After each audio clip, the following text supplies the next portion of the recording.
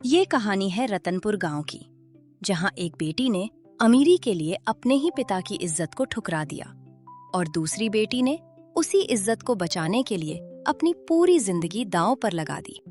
एक गांव में दो बहनें रहती थी, माया और छाया। माया भोली भाली लड़की थी, छाया घमंडी और बहुत चालाक लड़की थी। वो अपने जीवन को शहर में बिताना चाहती थी और शहर के ऊंचे ऊंचे ख्वाब सोचती थी। माया, मैं इस छोटे से गांव में नहीं रहना चाहती। मुझे बड़ा शहर चाहिए, ऊंची इमारतें, चमकती रोशनी, एक अलग दुनिया। शाया, शहर में क्या रखा है? मुझे तो अपना ये गांव ही अच्छा लगता है। सुकून है, अपनापन है। लेकिन यहाँ सपने छोटे हो जाते हैं माया। शहर में इंसान बड़ा बन सकता है, नाम कमा सकता है। बड़ा बनने के लिए जगह नहीं, दिल बड़ा होना चाहिए, और वो मुझे यहाँ मिलता है। देख लेना माया, एक दिन मैं इस गांव को छोड़कर अपने सपनों की दुनिया में जरूर जाऊंगी। धीरे धीरे समय बीतता है और छाया का रिश्ता दूसरे गांव के एक बड़े जमींदार के घर में तय हो जाता है।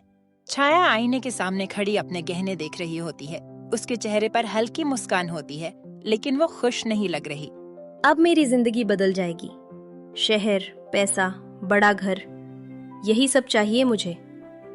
अब मैं इस गरीबी में नहीं रहना चाहती। छाया आईने के सामने खड़ी होकर अपने गहने को देख रही होती है।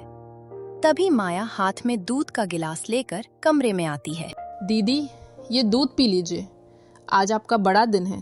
छाया बिना कुछ बोले गहनों को देखती रहती है। दीदी, आप बहुत किस्मत वाली हैं। भगवान ने आपको इतना अच्छा घर दिया है। बस आप सबको खुश रखना। छाया अचानक मुड़ती है और गुस्से में बोलती है, बस कर माया, हर वक्त सीख देती रहती है। तुझे क्या पता बड़े घर की जिंदगी क्या होती है। माया चुप हो जाती है। तू तो इसी गांव में ठीक है। ये खेत खलिहान, यही तेरी दुनिया है। बड़े सपने देखना तेरे बस की बात नहीं है। माया की आंखों में आंसू आ जाते हैं।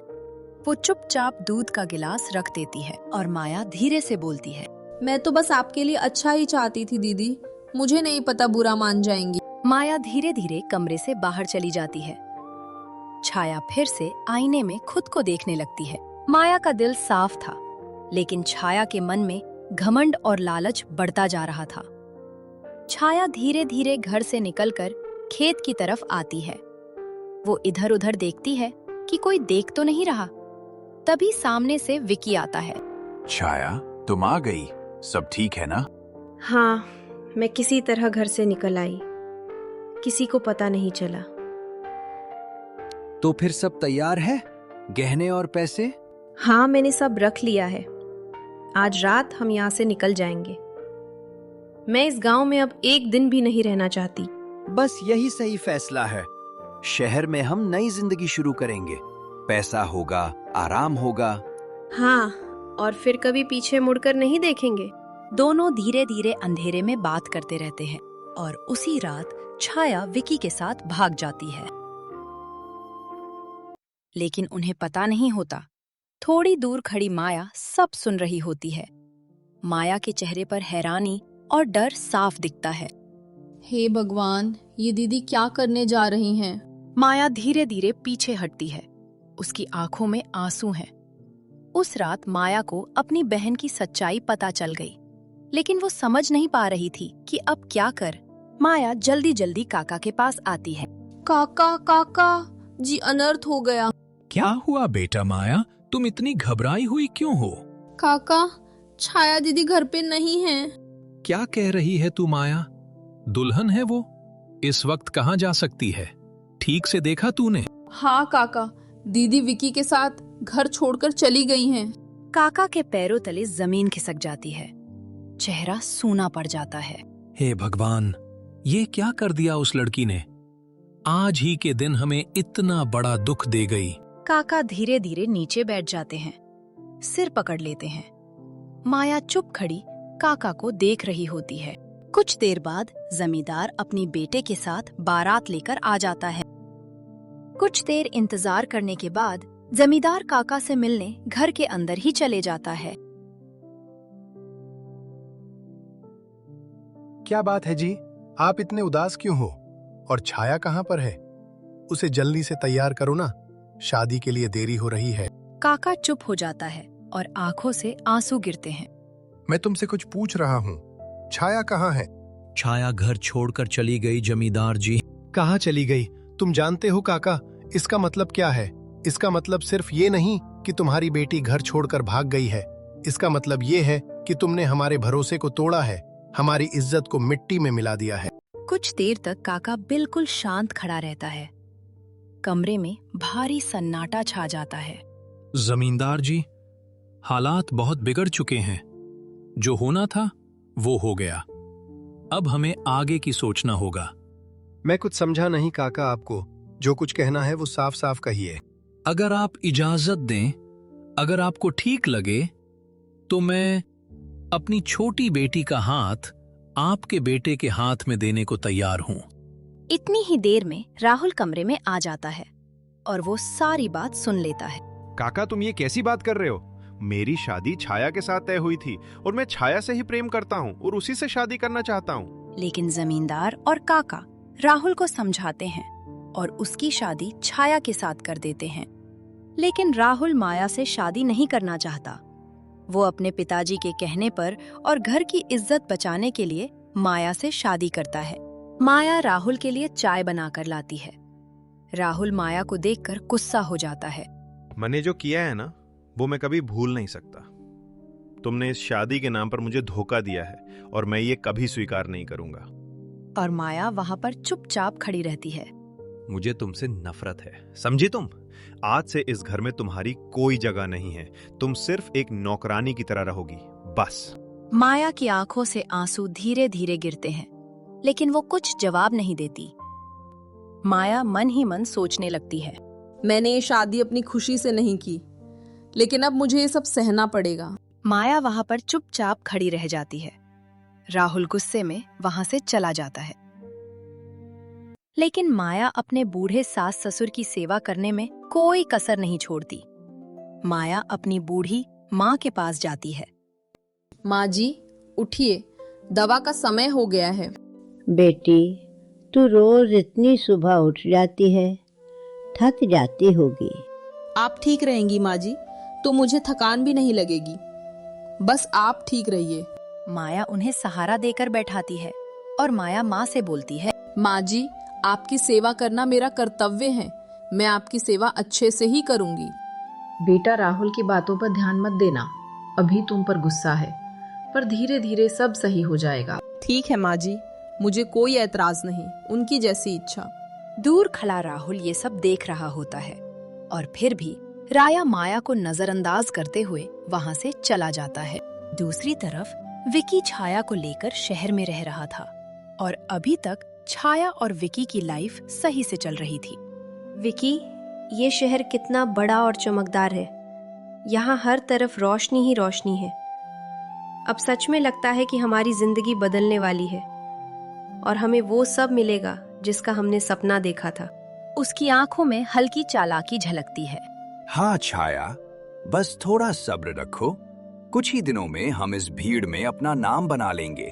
अपना घर होगा, पैसा होगा और फिर हमें किसी चीज की कमी नहीं रहेगी। कमरा तंग है, लेकिन शुरुआत में छाया खुश रहते हैं। विकी, ये कमरा तो बहुत छोटा है, लेकिन कोई बात नहीं। जब तक हम कुछ अच्छा नहीं कर लेते, हमें इसी में गुजारा करना होगा। विकी बात को टाल देता है और बाहर जाने की तैयारी करता है। तुम चिंता मत करो, मैं काम ढूंढने जा रहा हूँ। बस कुछ ही दिनों में सब ठीक हो जाएगा। और विकी वहां से चला जाता है और विकी काम ढूंढने के बहाने घर से बाहर आ जाता है और वह वहां पर कोई काम नहीं ढूंढता और एक रेस्टोरेंट में खाना खाने लग जाते हैं। छाया से किसी भी तरह से पैसे और गहने मिल जाए बस, उसके बाद में अपने घर वापस लौट जाऊंगा। मैं छाया के साथ नहीं रहूंगा, वो जाने और उसका काम जाने। और विकी बिना किसी काम को ढूंढे रेस्टोरेंट से खाना खाकर घर वापस लौटता है। दिन बीतते हैं, कमरे में राशन कम होता जाता है। छाया के चेहरे पर चिंता बढ़ने लगती है। विकी, कई दिन हो गए, हमारे पैसे भी खत्म हो रहे हैं और अभी तक कोई काम नहीं मिला। हम कब तक ऐसे चलेंगे? और विकी चिढ़कर जवाब देता है, तुम हर वक्त सवाल क्यों करती रहती हो? मैंने कहा ना सब ठीक हो जाएगा, मुझ पर भरोसा रखो। छाया चुप हो जाती है, लेकिन अब उसके मन में शक पैदा होने लगता है। धीरे धीरे दिन बदलते हैं और विकी पूरी तरह से बदल जाता है। विकी छाया की छोटी छोटी बातों पर गुस्सा करता है, पर छाया अपनी परेशानी को किसी को बता भी नहीं सकती। वह घर वापस भी नहीं लौट सकती। एक रात कमरा शांत था। छाया थकी हुई बैठी थी। विकी धीरे धीरे उसका बैग उठाता है। विकी, तुम मेरे गहने और पैसे क्यों निकाल रहे हो? ये सब क्यों ले जा रहे हो? विकी अब अपने असली रूप में आ जाता है और छाया से कठोर आवाज में बात करता है। क्योंकि यही असली सच है छाया। मैं तुम्हारे साथ जिंदगी बिताने नहीं आया था। मैं तो बस तुम्हारे पैसे और गहनों के लिए तुम्हें यहाँ लाया था। वो शौक में खड़ी रह जाती है। विकी, तुम ऐसा कैसे कर सकते हो? मैंने तुम्हारे लिए अपना घर, अपना परिवार, सब कुछ छोड़ दिया और तुम मुझे इस तरह धोखा दे रहे हो। और दूसरी तरफ राहुल भी बदलने लगता है। शाम का समय। माया चुपचाप काम कर रही है। चेहरे पर थकान है, लेकिन मन शांत है। राहुल माया के पास जाता है और धीरे से बोलता है, माया, आज जब मैं तुम्हें देखता हूँ तो मुझे अपनी हर गलती याद आती है। मैंने तुम्हें बिना समझे हर बार गलत ठहराया। तुम्हारी चुप्पी को तुम्हारी कमजोरी समझा और तुम्हारे त्याग को कभी देख ही नहीं पाया। माया काम रोक देती है, धीरे से उसकी तरफ देखती है। गलतफहमी हो जाती है राहुल जी, लेकिन जब वही गलतफहमी हर दिन ताने बनकर सामने आए तो दिल को बहुत चोट लगती है। मैं जानता हूँ मैंने तुम्हें बहुत दुख दिया है। तुम्हें इस घर में वो इज्जत नहीं दी जिसकी तुम हकदार थी। तुम्हें अपनी पत्नी नहीं बल्कि एक बोझ समझा। माया आंसू रोकते हुए शांत आवाज में, दुख तो हुआ था, बहुत हुआ था, लेकिन मैंने कभी शिकायत नहीं की, क्योंकि मैं इस रिश्ते को निभाना चाहती थी और इस घर को टूटते हुए नहीं देख सकती थी। तुमने मेरे माँ बाप को अपना समझकर उनकी सेवा की, जबकि मैं तुम्हें समझ ही नहीं पाया। सच कहूं तो आज मुझे खुद से नफरत हो रही है। उतनी ही देर में छाया वहां पर रोते हुए आती है। वह कुछ देर तक तो उनसे बोल नहीं पाती, लेकिन वह राहुल से धीरे से बोलता है, राहुल, मुझे माफ कर दो। मैं बहुत बड़ी गलती कर बैठी। जिस विकी पर मैंने भरोसा किया, उसी ने मुझे धोखा देकर मेरे सारे गहने और पैसे छीन लिए और मुझे इस हालत में अकेला छोड़ दिया। एक पल के लिए राहुल और माया खामोश हो जाते हैं। माया सब कुछ खड़ी होकर देख रही होती है। मैंने सोचा था कि उसके साथ मेरी जिंदगी बदल जाएगी, लेकिन आज मैं सब कुछ खोकर वापस आई हूँ। मेरे पास ना घर बचा है, ना कोई सहारा। राहुल चुपचाप उसे देखता है। उसके चेहरे पर गुस्सा और दर्द दोनों हैं। मैं तुम्हारी पत्नी हूँ। अगर हो सके तो मुझे एक मौका दे दो, ताकि मैं अपनी गलती सुधार सकूं और इस घर में फिर से अपनी जगह बना सकूं। माया ये सब सुन रही है। उसकी आंखों में भी आंसू हैं, लेकिन वो शांत खड़ी है। राहुल गहरी सांस लेता है। फैसला करने से पहले दोनों की तरफ देखता है। जब मेरी जिंदगी में अंधेरा था, जब मैं गुस्से और गलतफहमी में अंधा हो चुका था, तब माया मेरे लिए रोशनी बनकर खड़ी रही। उसने बिना कुछ कहे हर दर्द सहा और इस घर को टूटने से बचाया। माया राहुल की तरफ देखती है, आंखों में आंसू, लेकिन इस बार सुकून भी है। और जब तुमने अपने सपनों के लिए इस घर, इस रिश्ते और मेरे भरोसे को छोड़ दिया, तब इसने बिना किसी स्वार्थ के अपना सब कुछ दांव पर लगा दिया और इस घर की इज्जत को बचाया। छाया ये सुनकर सिर झुका लेती है। आंसू गिरते रहते हैं, क्योंकि मैं ना ही घर की रही, ना ही बाहर की। अब क्या करें? कहां में कहां जाए? राहुल और माया खुशी से अपने जीवन बिताते हैं। छाया इसी तरह अपने जीवन में भटकती रहती है।